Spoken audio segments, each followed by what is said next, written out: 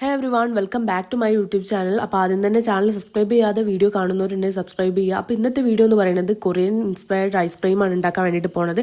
ഞാൻ ഈ കറുപ്പ് ബോൾ എടുത്ത് എന്തിനാണെന്ന് വെച്ചാൽ വ്യക്തമായിട്ട് കാണാൻ വേണ്ടിയിട്ടാണ്.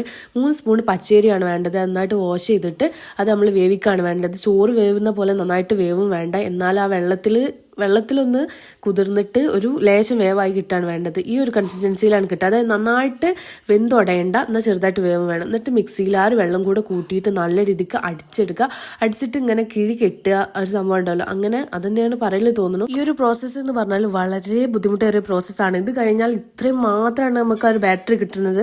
അതുകൊണ്ടാണ് കിഴി കെട്ടൽ കമ്പൽസറി ആയിട്ട് പ്രോസസ്സായി മാറിയത്. പിന്നെ ഇതിക്ക് വൈറ്റമിൻ സിയുടെ ടാബ്ലറ്റ് ആണ്, ഒരു 2 ടാബ്ലറ്റോളം ഇടുക. പിന്നെ ഒരു ക്ലെൻസറാണ്. ഏത് ക്ലെൻസർ ഉപയോഗിക്കാം? ഞാൻ ഇവിടെ സെറ്റഫിലാണ് യൂസ് ചെയ്തത്. നല്ല ക്ലെൻസർ നോക്കി ഇടാൻ വേണ്ടിയിട്ട് നോക്കുക. അപ്പോൾ ആദ്യം ഞാൻ ഫേസ് നന്നായിട്ട് പോയിട്ട് വാഷ് ചെയ്ത് ക്ലീൻ ആക്കി. ഇതിന് ശേഷമാണ് നമ്മൾ ക്രീം അപ്ലൈ ചെയ്യാൻ വേണ്ടിയിട്ട് പോണത്. ഇത് നമുക്ക് നൈറ്റ് ക്രീമായിട്ട് യൂസ് ചെയ്യാം. കുളിക്കുന്നതിൻ്റെ അരമണിക്കൂർ മുന്നേ നമുക്ക് ഫേസിൽ അപ്ലൈ ചെയ്യാം, എന്നിട്ട് കുളിക്കാം.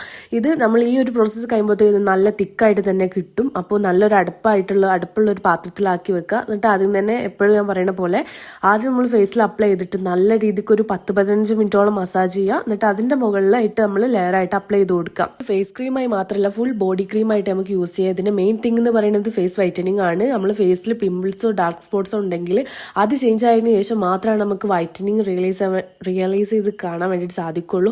ഒരു പാത്രത്തിൽ അടച്ചു വെച്ച് ഫ്രിഡ്ജിൽ വെച്ചാൽ ഒരു 1 വീക്കിൽ കൂടുതൽ തന്നെ നമുക്ക് ഇത് കേടുവരാതെ സൂക്ഷിക്കാൻ വേണ്ടി സാധിക്കും. പിന്നെ ക്വാണ്ടിറ്റി കൂട്ടണമെങ്കിൽ ബാക്കിയുള്ളതും അതിനനുസരിച്ച് ക്വാണ്ടിറ്റി കൂട്ടി കൊടുക്കുക. അപ്പോൾ ഇത്രയൊക്കെ ഉള്ളൂ.